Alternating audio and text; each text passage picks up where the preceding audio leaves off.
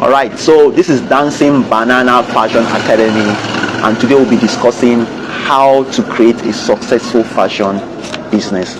So today I have with me my students and one of my team member.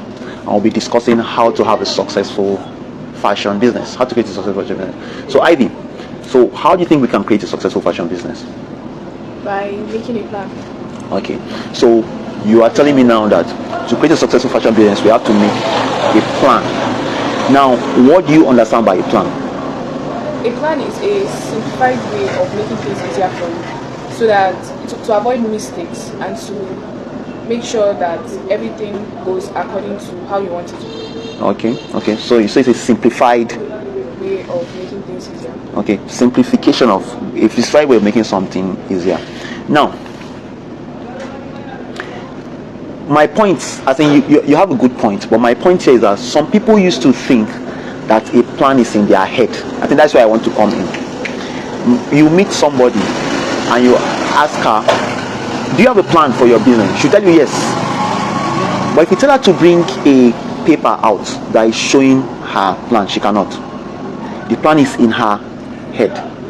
Now, when you put your plan in your head, you don't have a plan. You have a good intention. A plan must be spelled out. It must be written out.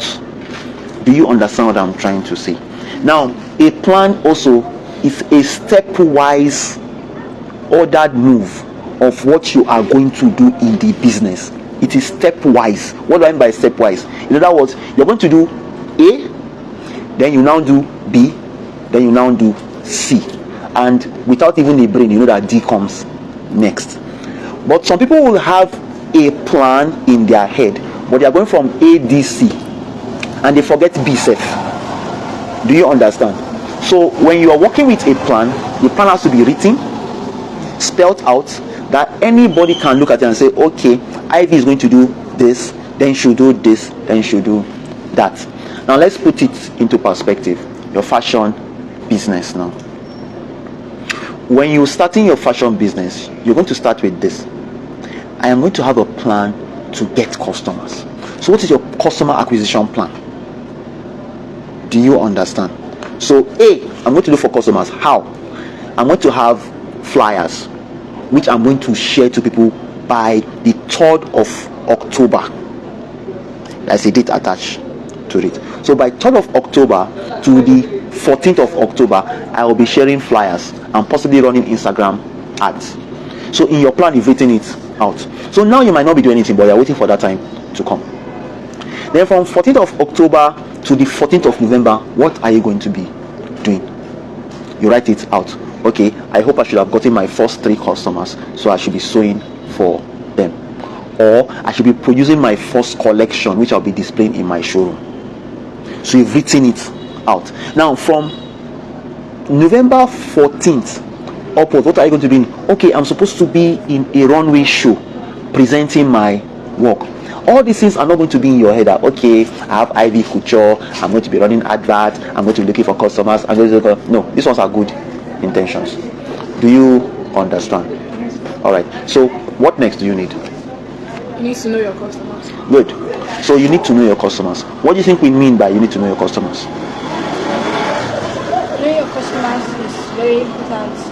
You should know what they like, the styles they like, and the kind of income they get, so that it will determine how you are going to sew the clothes for them. Okay, that's beautiful. So now you're telling me I'm supposed to know the income level of my customers, I have to know the kind of styles that they like, and so that you know the kind of things that they like and stuff like that, which is brilliant. I have a systematic way of teaching people how to know their customer. Now this systematic way is an organized way that you find out that the most important things you're supposed to know about your customer, you get them. Do you understand what I'm talking? So what I call that is Figaro. Figaro. F-I-G-A-R-O-L-E. Figaro. Now it's an acronym. Now the F stands for family. You are supposed to know your customer's family background. If you don't know your customer's family background, you might be recommending styles for them that does not resonate with the kind of family that they belong to. Like for instance now, in the north, there are people that will never wear a shirt and a pair of jeans. Whether you like it or not, they will never wear a shirt and a pair of jeans. They are always on kaftan and a cap, just like the way I am dressed now.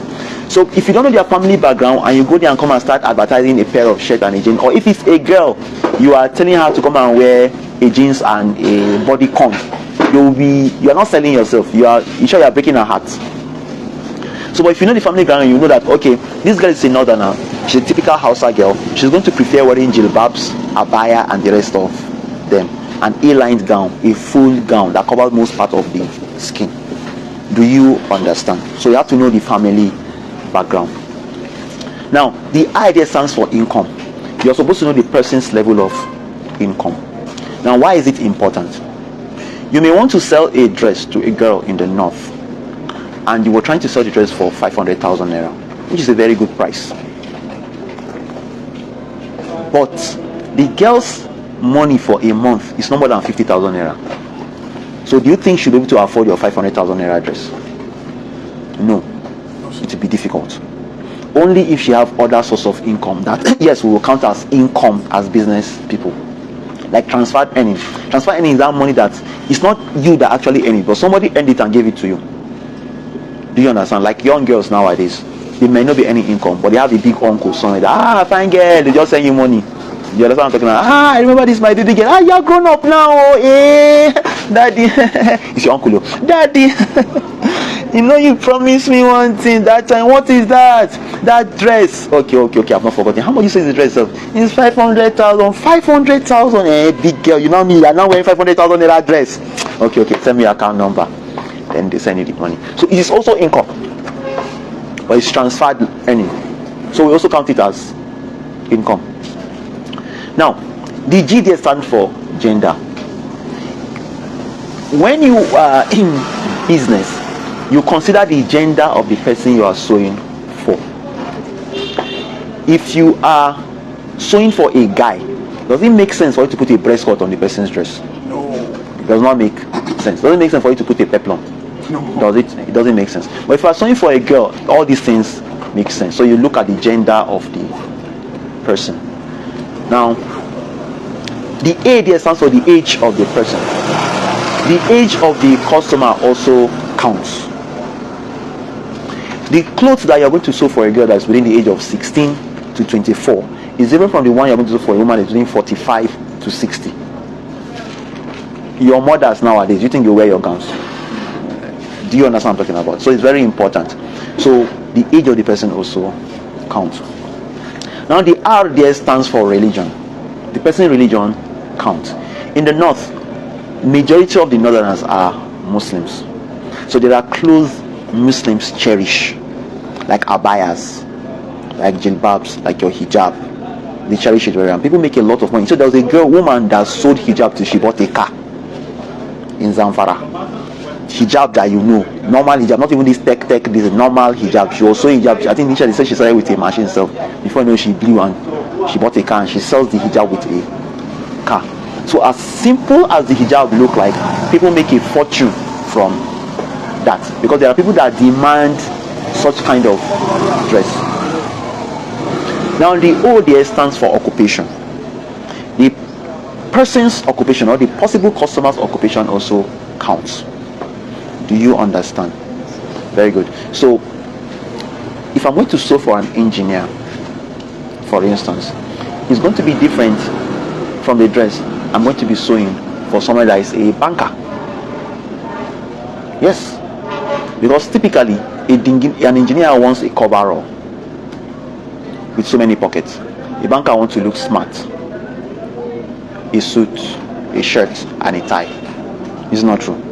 Very good. So you consider the person's occupation. The kind of clothing you will sew for someone that is a fisherman is different from somebody that works in a zoo.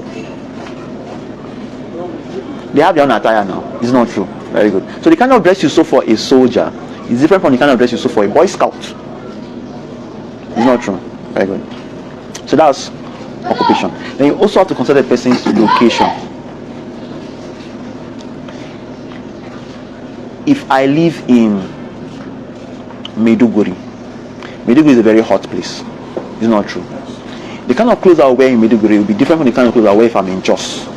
Jos is cold.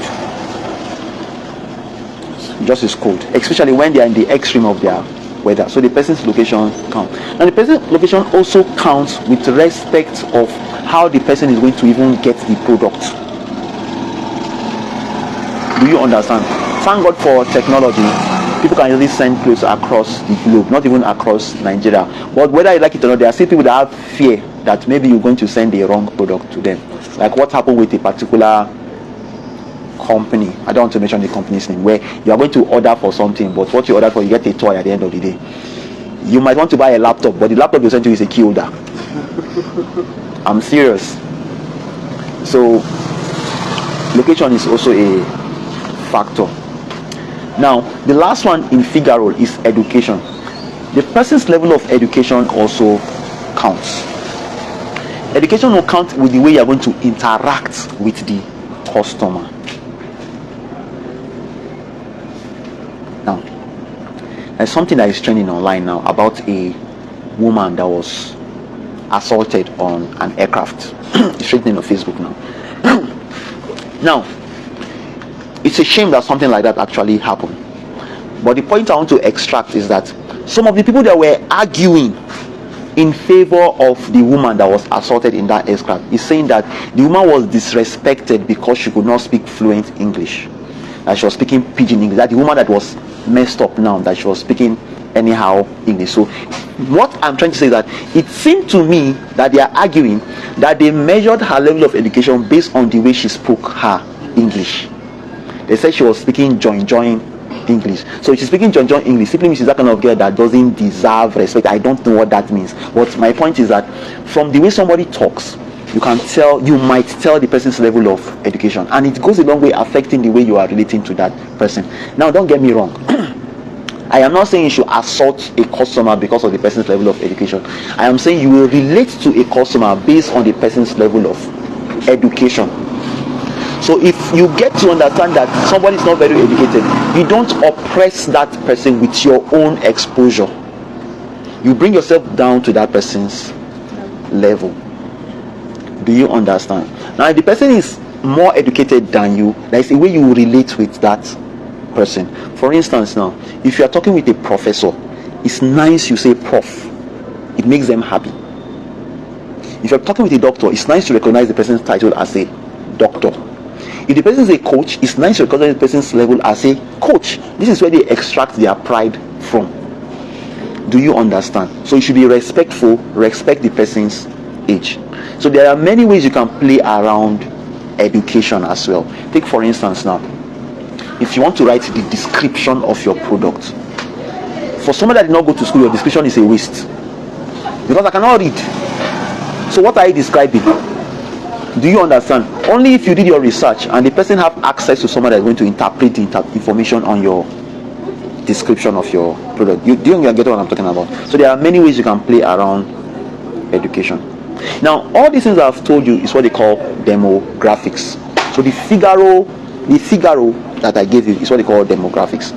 Now, knowing the demographic of your customer will help you have a successful business. Do you understand? Any question on what I've said so far? What if the person speaks a language that you understand? Very good. So she's saying, what if the person speaks a language that you don't understand? Now it's your job to find out how to interpret the person's language, because you are the one in business. It is not the person's job to find your own language. It's your job to decode the person's language, because you are the one that have something to offer. As a matter of fact, the customer will be happy that you can even speak his or her language. Let me tell you what, my phone busted my brain. It has Ebira. I'm serious. On the keyboard, you know when the default keyboard is English, right? So that's where you go to the settings and you now go and add other languages. So I actually wanted to add Arabic, and lo and behold, I saw Ebira there. I like, did they know I'm Ebira or what? I saw Hausa. Do you understand what I'm talking about? And I now got to see that the phone has other local languages.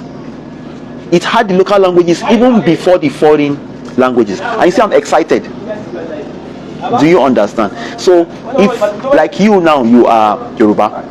Now if there is somebody that is ethic that you want to sell to, the person will be happy that he can speak his or her language.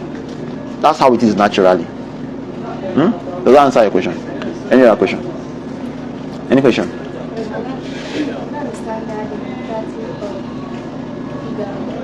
Okay, you don't understand the meaning. Figaro is an acronym. It is some words that we put together. F stands for family, I stands for income, G stands for gender, A stands for age, R stands for religion, O stands for occupation, L stands for location, and E stands for education. Now these things are information about your customer that you need to get. Do you understand? If you get this thing about your customer, it will help you to narrow your selling, your marketing to that customer. So when you're marketing, you can play around all these things to get your customer. I'll answer your question. Very good. Now, apart from demographics, that's what they call psychographics. Now, psychographics has to do with the information about how the person thinks. To make it more interesting, there's a difference between marketing and selling. I've said this before. So when you are marketing, you will be using the demographics. When you are selling, you'll be using the psychographics. Now the psychographics has to do with the people's mentality. For instance, now, what is your prospective customer afraid of? It's good you know this. What is their fear? That's part of the psychographics. Another thing is, what is their ambition? It's part of the psychographics. Another one is, what is their dream? This is what I call FAD. F-A-D, FAD. So their fear, their ambition, their dream is part of the psychographics of your customer. Now let's put this into perspective. I like using the example of your customer not having bust. So if your customer is not busty, she might feel insecure when she's amongst her friends, because she's seen her other friends that are busty. So if you have a customer that is not busty, and you as a fashion designer want to help the person, you will design a dress that the customer will feel, okay, it doesn't even matter if I am not busty. Maybe you design a free dress that is not going to relax on her bust, so it's not going to show the details about her chest. Or you make a bustier for her.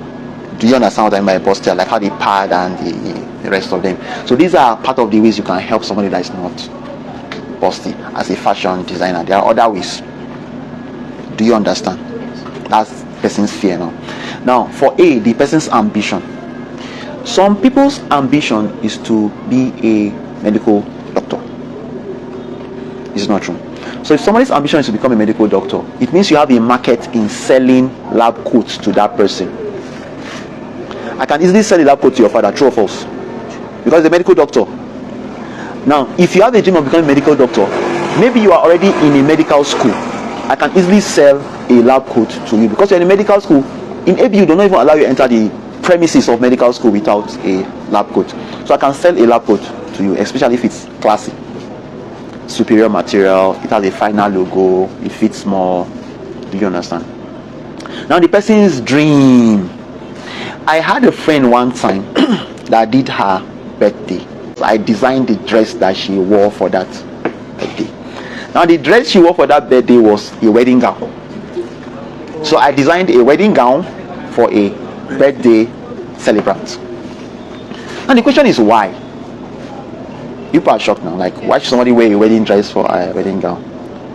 It turned out that her dream was to be proposed to on her birthday, on her 25th birthday. She had a dream that she'll be proposed to on her birthday. And lo and behold, she was proposed to on that day, her birthday. Wow.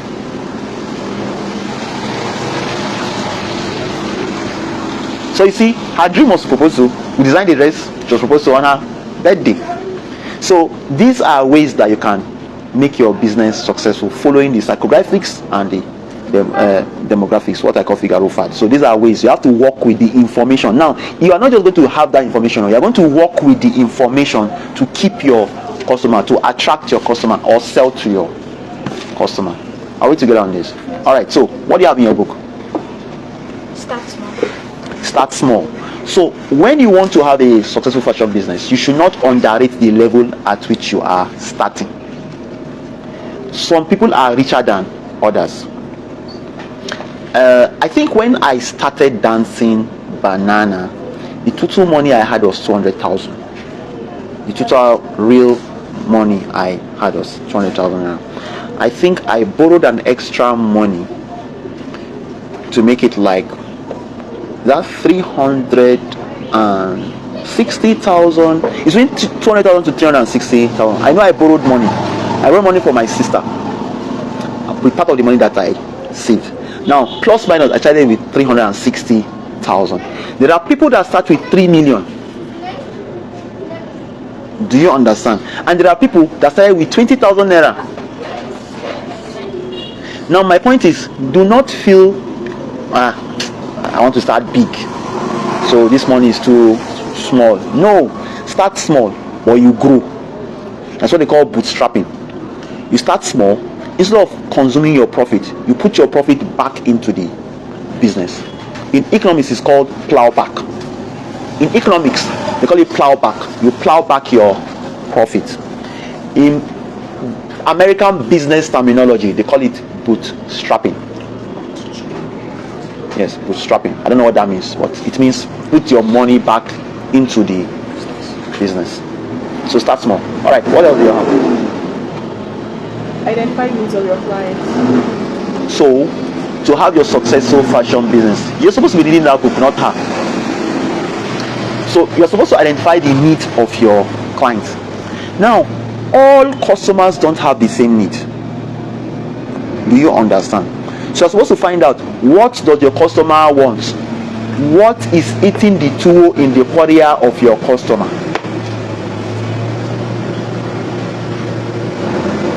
I say what? What is eating the tuwo in the career of your customer? Yes, what is eating the tuwo in the career of your customer? What is, yes, career is plate. So in Hausa they'll say something is eating your tuwo, something is eating your food from your plate. You don't know what it is. If I invite you to eat from my plate now, at least I know Ivy is eating my food. What's up? My food is just reducing in size. What's up? Who is eating my food, for God's sake? So you have to find out who is eating the food of the customer. Well, the customer is worried. My food, if I put food in my plate, it disappears. So you have to find out what is the customer's problem. So when you find the customer's problem, you try and solve the customer's problem. Now back to the issue of the girl that is not busty. There are girls that are not bossy, but that is not their problem. So if you go and start telling them, I make dress for you, you will not get boss. I can't help you. Who you help? Did I complain? So that is not my problem. It's possible the customer's problem is that she wants a dress that has a peplum and not something that has a bustier. It's also possible that the person is interested in a dress that has a low neck line. There are customers that I have had that they only have one neckline. Whatever you sew for them is one neckline. I also have one that whatever I do for her, let the length of her dress not be more than 55. Whatever I do, the length of my dress should not be more than 55. I also have one, whatever you do, her dress should be long enough to cover her sleeve. Why? She said her husband doesn't like her skin showing, and she personally doesn't like using big veils. So because she doesn't like using big veils, if she has a dress that covers her hand long enough, she can use a small veil and she'll be living happy ever after with her husband. So you have to find out what kind of customer do you have. Next. Know your competitors. Good. You have to know your competitors. In other words, know your competition. There is something that always troubles me. When you see motivational speakers talking outside, they want you to believe that you are in charge of how much you earn. Hey, I grew from 0 to millions. This, that. Many of them are lying. Do you understand? Many of them are lying, but they have to sell that lie to you, or else you'll not come to their seminar. Do you understand? Many of them are lying. For you to be successful in business, you have to know your competition, because without you, your customer will survive. Do you understand? Without your customer will survive. Now, let's talk about IV Stitches now. Now, IV Stitches now decide, today I'm going to close down my shop. I'll see who will sew for you. Duh. Who was sewing for me before you came? Somebody will sew for me, and that person is your competition. So you have to know who will do the job when you are not there. At what price will they do the job? What is the time that is going to take for them to do the job? What are the kind of things they are going to add for the customer? Bidding, stoning, extra effects. You get what I'm talking about?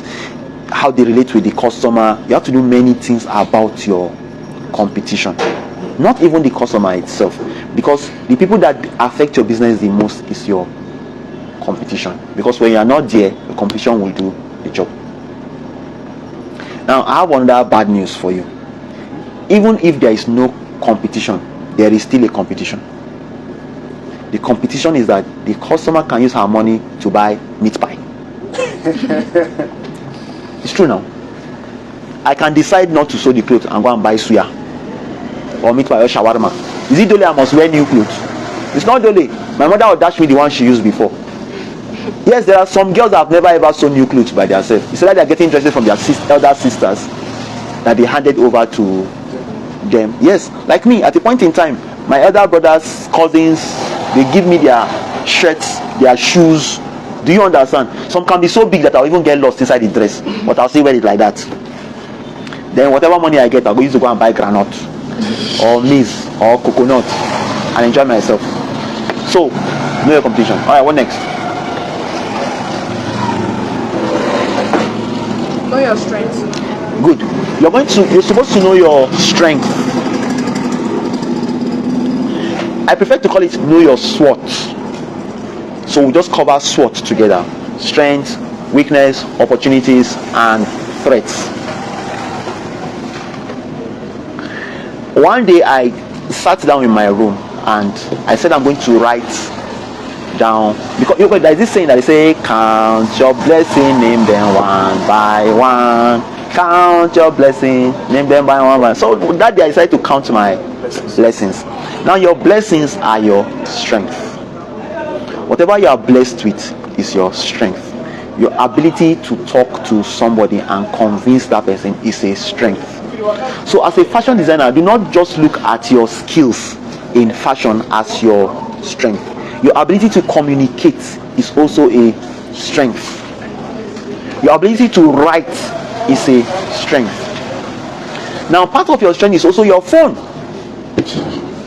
Yes, but some people don't. Yes, with this phone now, you can post pictures of the works you've done. Yes, people look as if I'm a prophet now. Can do research. Yes, with your phone you can do research instead of spending time watching Korean movies on your phone. Thank God people know yourself. So instead of spending your time watching Korean movies and other forms of entertainment in your phone, you do research. You know customers, know about new ways of getting customers. So your phone is your strength. Your phone can also be your weakness, especially when it takes your time. You're on social media checking what's in latest bad news or latest embarrassing news, or you make ChatGPT your chatmate. And because now people are beginning to get addicted to ChatGPT now. You can also use ChatGPT as your strength. So the same thing that your weakness can work against you. Just like a knife, you need to cut potatoes or cut your finger. It's now left for you to choose. So part of your strength, in short, the easiest way to know your strength is anything that you have that you don't need somebody's permission to use.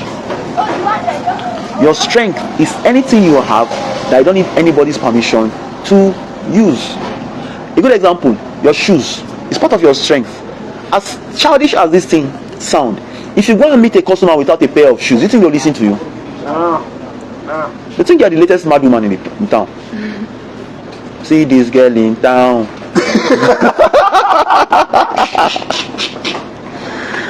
The way you are, your clothing that you have is part of your strength. Now, why am I making this thing look very, very simple?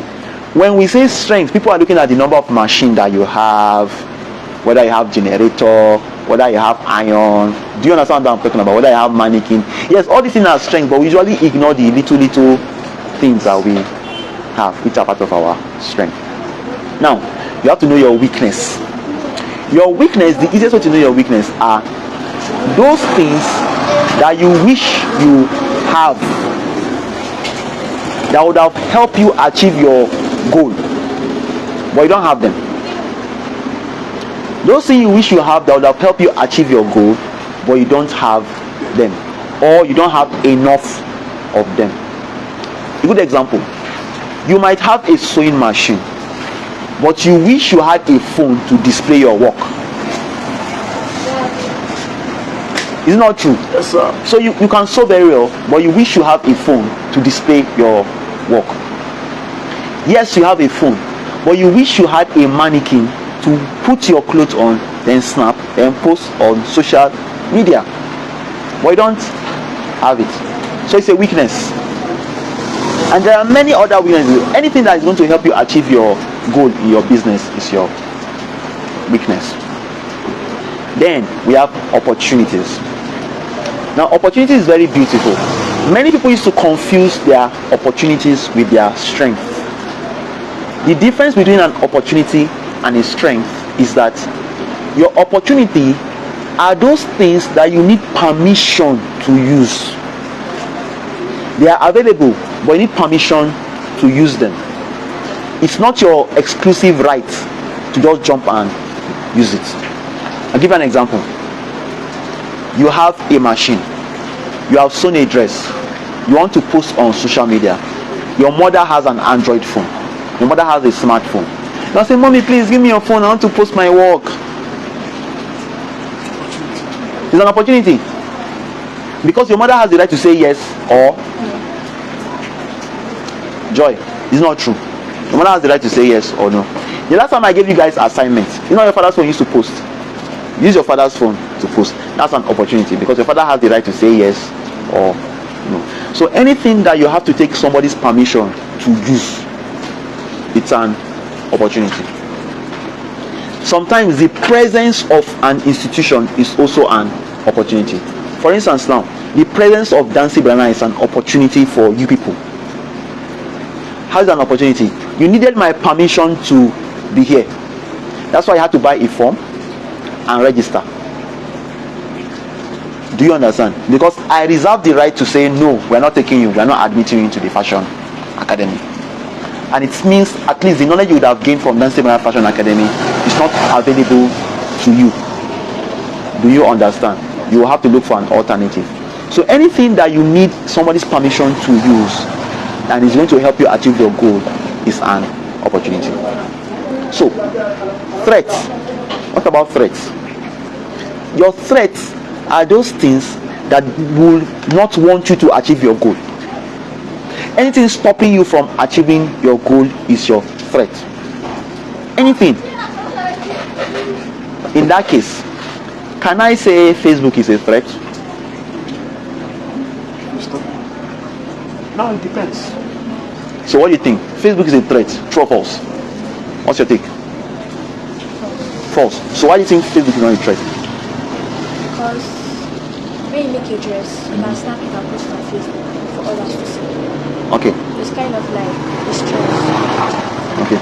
So she's saying you can snap and post on Facebook. That is a strength and it's not a threat. Now, do you think Facebook is a strength or a threat? It's a threat, because you cannot be the only person that decides to post and snap. Someone can see another person's work and be like, I prefer this one. So that's you can lose a customer at the same time gain one. So it's both a threat and it's an advantage and a disadvantage. So if you're going to choose one part, where do you stand with? Is Facebook a threat or a strength? A threat. So Joy is saying Facebook is a strength and Ivy is saying Facebook is a threat. Have you people ever looked at Facebook as an opportunity? Actually, You now see where we're going to now. Yes. So you have to know what's up. Facebook is an opportunity. It's an opportunity you use or you lose. So Facebook is an opportunity for you to show your craft, to show your work. And Facebook can also be a threat when it keep popping up with distractions. Like the girl that had that case on an aircraft now. She's all over the place. If you want to catch somebody's attention on Facebook, you have to put the girl's face. Do you understand? So it is stopping you from achieving your goal. So the time you're supposed to use to post, you're using to read what actually happened. What did she do wrong? What did the air hostess do? You want to scroll any Ninja gist, you are checking it up. Pulse TV, you are checking Linda Ikeji, you are going to all these places. You want to know what they have to say about the case of the girl in that aircraft. So it could be a threat, but it's more of an opportunity for you. Anything that's going to stop you from achieving your goal is a threat. Another example now. Your dad does not like tailors. yeah. And he forbade you from becoming a tailor, a fashion designer. Is it a threat, an opportunity, a strength?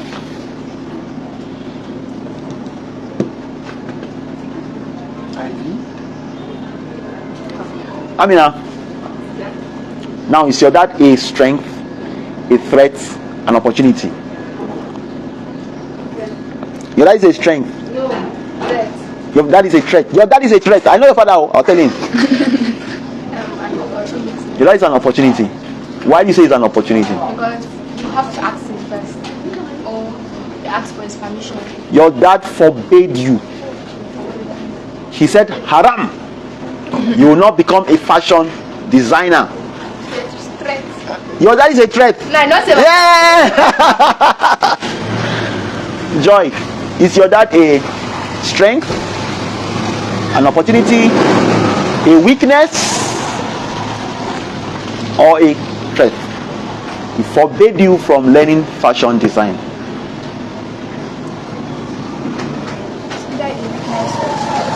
Who is he to you? Your dad said you will not learn fashion design, not in his house, over his dead body. He's a threat. So all of you have parents that are threats now. This is on video, it's recorded, your voices are online, you are in trouble. So your dad is a threat.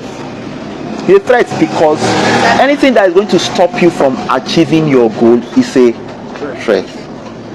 Now, when you have a threat, what do? You have at least 4 options. At least 4 options. The first option, get ready for it, because you guys are about to commit a crime now. The first option is you destroy the threat. Yes, that is the crime. What's your question? How? Kill your father. So you say your father is a threat. I say you destroy the. No, he's saying you should destroy the. Don't kill your father. I'm just joking. No, I know you're joking. When I'm like, how will you destroy it? Good. Now remember, your threat must not always be your father. Yes. So if anything is stopping you from achieving your goal, get rid of it. Like the Facebook now, if it's stopping you from achieving your goal, get rid of Facebook, social media generally. If the thing is affecting your concentration on your fashion business, you can hire somebody else to be doing your Facebook. So get rid of Facebook. Do you understand? So when you have something that is stopping you from achieving your goal, you get rid of that thing. You destroy that thing. Or in this case, not your father, please. Now, in the case of your father, you will persuade your father. She thinks you are going to kill her dad, so she's telling you now that don't kill him, that you should persuade him. So you persuade your daddy. So this persuasion now is one of the ways you deal with a threat. You are going to work with your dad in such a way that he will allow you to come into fashion. So that's two. Yes. A persuade person.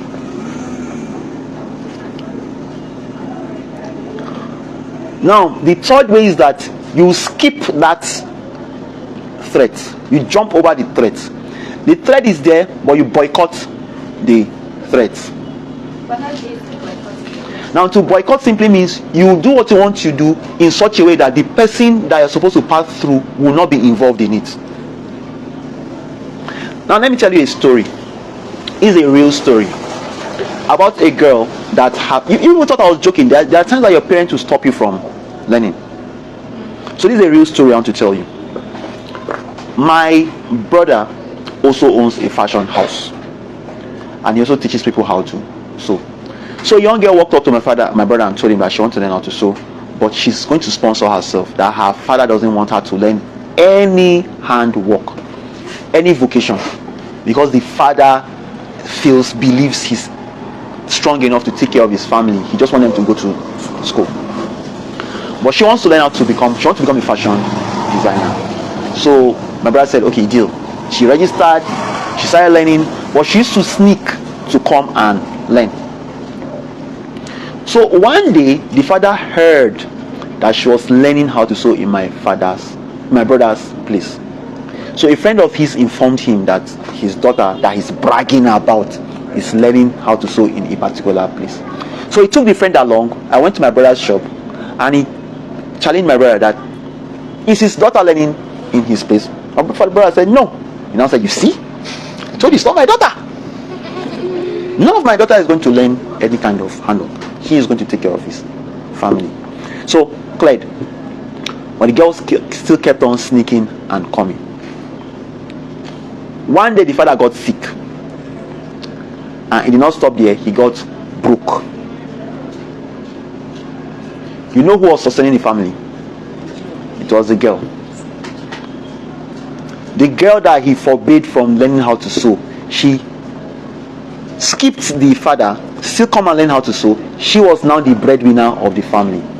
When the man got well, he came back to my brother and thanked him. Thank you. You get it now, huh? So there is a point in time that you have to skip the person you have to pass through to achieve your goal, especially when your goal is for the good.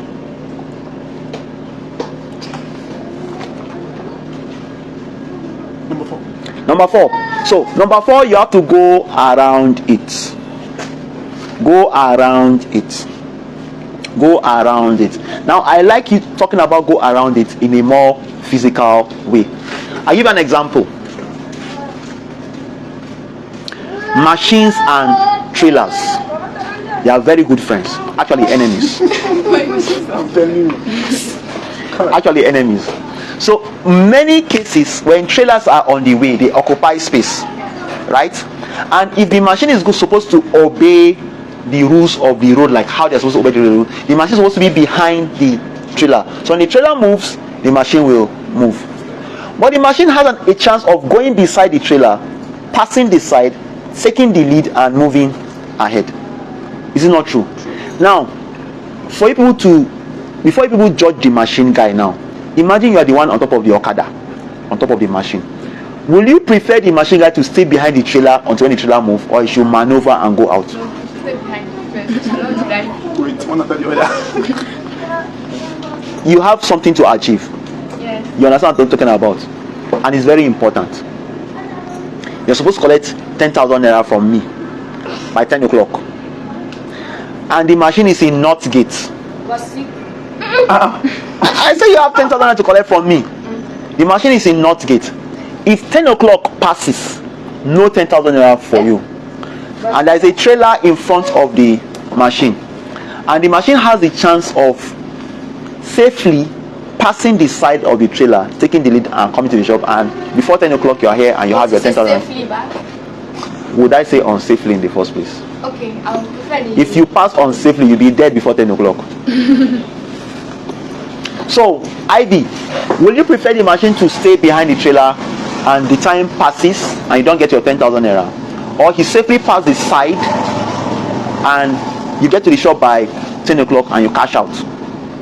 She safely pass the side and I Safe- cash out. Safely pass the side. But for you girls, you have nothing because people are staying behind. How about you? Are you part of the stay behind gang? You said you were. Don't change your mind. But Yeah. Oh, wait. Don't boss me. Don't boss me. Don't boss me, baby. You're staying behind. No 10,000 naira. go away. You told her you don't have any chance. She has the 10,000. It's only one 10,000. She has gotten the 10,000 naira. Congratulations. There's money. So when you have a threat, you can work with the threats. You can work with the threats. Like, let's cooperate. You can cooperate with the threats. You can get rid of the threats. You can destroy the threats. You can skip the threat. You can jump over the threat, or you can go beside it. You can walk around it. These are the 4 ways to deal with your threat, especially if it is worth achieving. We understand what I'm talking about. Very good. All right. So where are we now? What's the time? 3 minutes to 12. Okay. All right. Any questions? I'll take any questions before we close. Now, you said by cutting the thread and going around the thread. It seems like it's the same thing. By what? By cutting the threads. Boycott. KBOY. Boycott. Yes. Okay. and Boycott. Going around the thread. Yes. Now, I feel like the same thing to me. but look at the first one is to get rid of it. It's not true. Now the second one is to boycott it. Now boycotting is yes, actually is going around it now. When you walk without it, when you go around, you're actually boycotting it. Then I say you should skip it. Yes. You can skip it. You can jump that stage. Do you understand? Now I prefer to look at it in form of a physical barrier. Your threats are actually like physical barriers. That is actually what they are like. So if I have this barrier at my front, my point is to get to the phone. So it's either I Take it out. get rid of it. That's one option. Second option, I can jump over it. It's not true. Third option, I can walk around it. Your fourth option, I can walk with it. Guy, let's do this now. Let's do this now. So you are walking with it. The barrier is there, but you are walking with it. The barrier is there, but you are cooperating in it. For instance, now your daddy now. I want to use the daddy as a problem, as a barrier now. You can cooperate with your dad. Okay, daddy, I am going to learn fashion. You also want me to become a medical doctor. I promise you, I'll be a medical doctor and I'll also be a fashion designer. Do we have a deal? Deal. Do you understand? So his fear is that the fashion designing is going to take away your time for you to become a medical doctor. So because your father, you can say, okay, get your medical doctor first before you become a fashion designer. Say, okay, deal. Or he's only going to give you 1 weekday in a week. You people are cooperating now, so it's a win-win. You become your medical doctor and you also the fashion designer, so you can cooperate with the threats. Sometimes the government will not want you to do some things, so you expose to the government the takeaways that they are going to benefit if they allow you to do the thing. So people will cooperate. You are working together because you cannot actually get rid of the government. Some people actually do get rid of the government. Any other questions? All right, thank you very much. You want to ask me a question? All right, so thank you very much. You guys are fantastic. Those online, thank you very much. See you soon. Must be like. It's live. I'm just asking.